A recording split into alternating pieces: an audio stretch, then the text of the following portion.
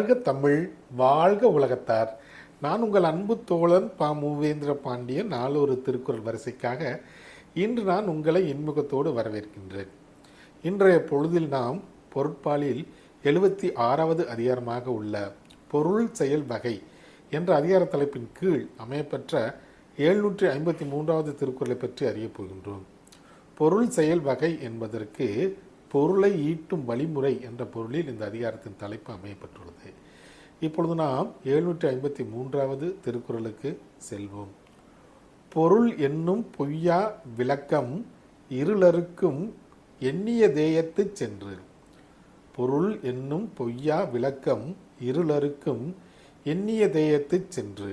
இத்திருக்குறளுக்கான பொருள் என்னவென்பதை இப்போது நாம் காண்போம். பொருள் என்ற அணையா விளக்கு நம் கையில் இருந்துவிட்டால் நினைத்த இடத்திற்கு சென்று இருள் என்ற துன்பத்தை நீக்கிவிடலாம் என்பது இத்திருக்குறளுக்கான பொருளாகும். மீண்டும் பொருள் என்ற அணையா விளக்கு நம் கையில் இருந்தால் நம் நினைத்த இடத்திற்கு சென்று இருள் என்ற துன்பத்தை நீக்கிவிடலாம் என்பது இத்திருக்குறளுக்கான பொருளாகும். ஆம் தோழர்களே, நாமும் வள்ளுவரின் வழியினை பின்பற்றி வாழ்வில் எப்போதும் வெற்றியை காண்போம்.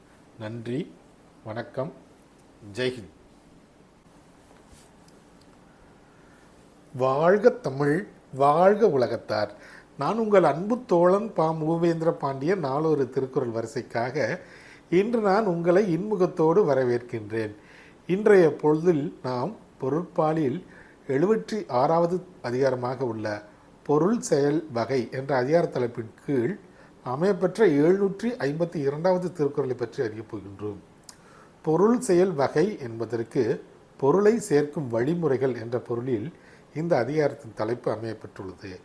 இப்பொழுது நாம் 752வது திருக்குறளுக்கு செல்வோம். இல்லாரை எல்லாரும் எள்ளுவர், செல்வரை எல்லாரும் செய்வர் சிறப்பு. இல்லாரை எல்லாரும் எள்ளுவர், செல்வரை எல்லாரும் செய்வர் சிறப்பு. இத்திருக்குறளுக்கான பொருள் என்னவென்பதை இப்போது நாம் காண்போம். பொருள் இல்லாதவரை இவ்வுலகத்தார் இகழ்ந்து பேசுவார்கள். அதே சமயம் பொருள் உள்ளவர்களை இந்த உலகத்தார் புகழ்ந்து பேசுவார்கள் என்பது இத்திருக்குறளுக்கான பொருளாகும். மீண்டும் பொருள் இல்லாதவரை இந்த உலகத்தார் இகழ்ந்து பேசுவார்கள். அதே நேரத்தில் பொருள் உள்ளவர்களை இந்த உலகத்தார் வாழ்த்தியும் புகழ்ந்தும் பேசுவார்கள் என்பது இத்திருக்குறளுக்கான பொருளாகும். ஆம் தோழர்களே, நாமும் பொருளை நேரிய வழியில் சேர்த்து பிறரின் புகழுக்கும் வாழ்த்துக்களுக்கும் ஆளாவும் என்பது என்னுடைய கருத்தாக இத்திருக்குறளில் பதிவு செய்ய விரும்புகிறேன். நன்றி, வணக்கம், ஜெய்ஹிந்த்.